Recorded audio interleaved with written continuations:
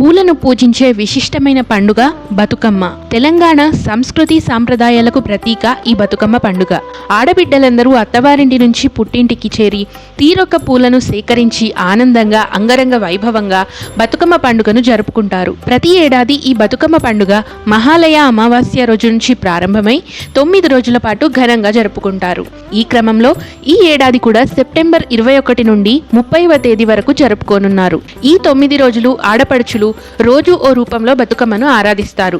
ఈ క్రమంలో 9 రోజుల విశిష్టత గురించి ఈ వీడియోలో తెలుసుకుందాం.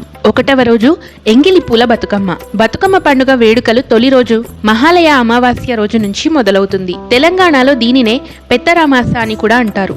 ఈ రోజున బతుకమ్మను పేర్చడానికి వినియోగించే పూలను ముందు రోజే తెంపుకోవచ్చి వాడిపోకుండా నీళ్లలో వేసి మరుసటి రోజు బతుకమ్మగా పేరుస్తారు. అందుకే ఎంగిలి పువ్వు బతుకమ్మ అంటారని చెబుతారు. అలాగే భక్తులు మొదటి రోజు తమ పూర్వీకులకు అన్నదానం చేసి ఆ తర్వాత బతుకమ్మను పేరుస్తారు కాబట్టి ఎంగిలి పువ్వుల బతుకమ్మ అని అంటారని కూడా కొందరు అంటుంటారు.